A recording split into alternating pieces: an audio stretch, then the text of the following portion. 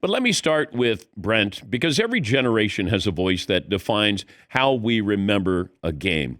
And for millions of fans, that voice was Brent Musburger. And he's finally getting his due. Now, the award is called the Pete Rozelle Radio and TV Award. Pete Rozelle, former NFL commissioner. And Brent has been a voice for a generation for 50 years. When you think about a Saturday or Sunday or a Monday, and when he would say, "You are looking live," it sounded like something bigger was going to happen. The Rose Bowl, the Final Four, NFL Sundays, a BCS title game. He had a voice that when you heard it, you knew that something was a little more important, a little more special. The Pete Rozelle Award is not just honoring a broadcaster. It celebrates really the soundtrack of a lot of our lives. And Brent gave us moments. He gave us memories.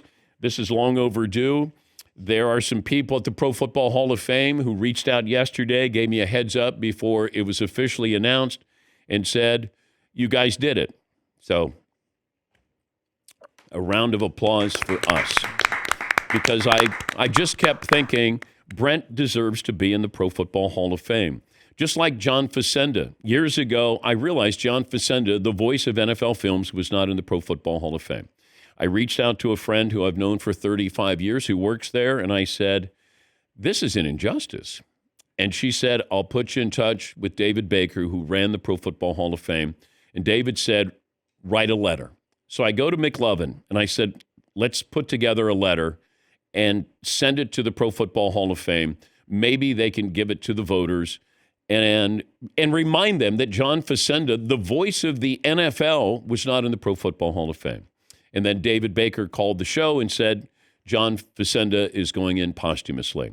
I didn't want that to happen with Brent. And every time I would have him on, we saw him in Las Vegas. He came by. He's 85 years of age. And I just said, "Damn it, we're going to get you in the Hall of Fame." Whatever role we played, and maybe it's a small role, but all I wanted to do is use the platform to remind people that he was not in the Pro Football Hall of Fame. And when you think about the certain memories you have, the people you remember, the shows you remember, and the impact that they had on you. The CBS pregame show with Brent, I mean, that's the first time I go, I can do that. That's what I want to do. I can have a goal where I'm hosting a show like that. And I never would have thought that. I didn't have direction. I knew I wanted to be in sports, but I saw Brent, and I thought, that's what I want to do. But when you think about starting your football Sunday, you started your football Sunday with Brent saying you are looking live. And, you know, even now, I never get tired of that. You are looking live. So I'm glad he's going in. Well-deserved. He'll join us a little bit later on. And, you know, I tried to get Jim Nance involved in it, and I think Jim was echoing the sentiments to try to get Brent in as well. So there's a few other people who certainly picked up the baton and used their platform to help Brent or remind people that Brent wasn't in the Pro Football Hall of Fame. So thank you, all the people involved. Patty.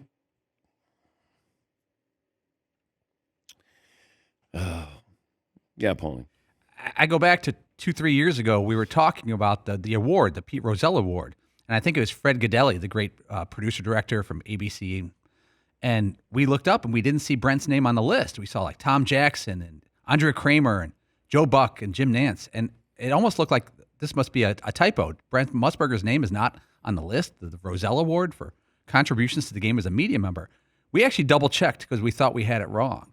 And then we brought it up on air, and every time you said it on air, people would react like, how could this be? It's almost like it must have been so obvious that Brent should be in. No one discussed him being in. I can't think of any other reason. Yeah, and I don't want to ask Brent why he wasn't in or any of that. We should be moving forward with that. But a lot of people got involved in this behind the scenes, and greatly appreciate that.